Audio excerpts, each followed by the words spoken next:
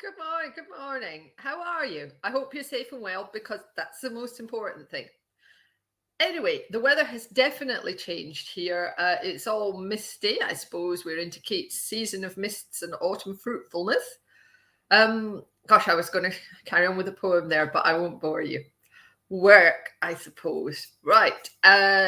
Earlier on in the week, I was discussing the d-limonene classification, which it looks like in GB, we're going to stay with the aquatic chronic 1 H410, whereas the EU, that's the RAC, no, not the Royal Automobile Club, the committee reassessing the classifications of things. I can't remember what RAC stands for. But the RAC opinion, including the GB rapporteur, because this was done when GB was still in there. Hello to a viewer, by the way.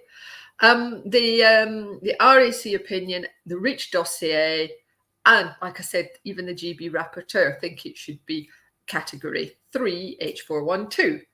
Now, what's happened is Paul Thomas from Creatis, who was the technical expert on this subject, has read the MCL opinion that GB have drafted, and he says, hang on a minute, they're not looking at the key document, which is d-limonene biodegradability from MITI.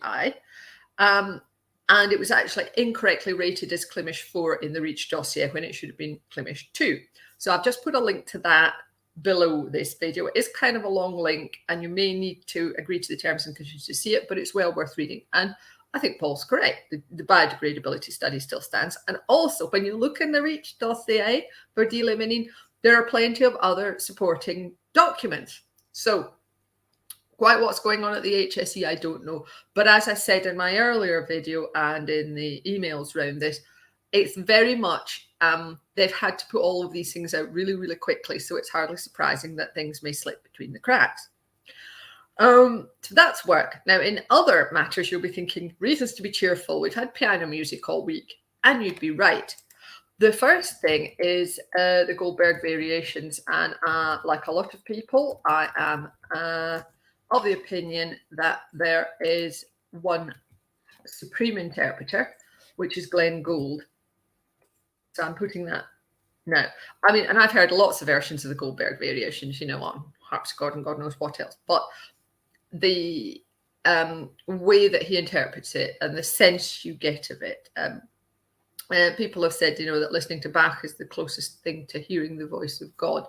And, you know, you can understand why. It does create patterns in your mind. I find it really a good aid to thinking sometimes, and it's very, very soothing. The other sort of bonus thing is I was looking at, you know, sort of piano concertos, and I was thinking, let's have a look. Maybe some Rachmaninoff, because of course the link to Debussy was actually the composer playing it. I thought maybe there's some Rachmaninoff in there somewhere where he's actually playing it himself.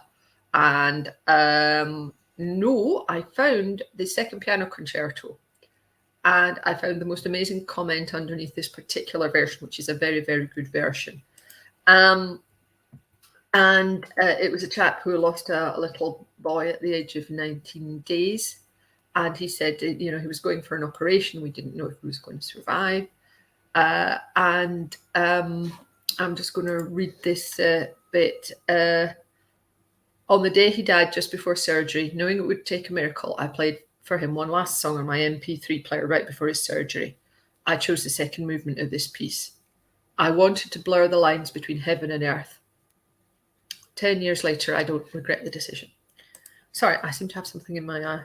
But it is the most beautiful piece as well. So I hope you enjoy these. I hope it doesn't make you cry. And I look forward to seeing you again on Monday. Take care of yourselves in the meantime. Have a great weekend. Bye.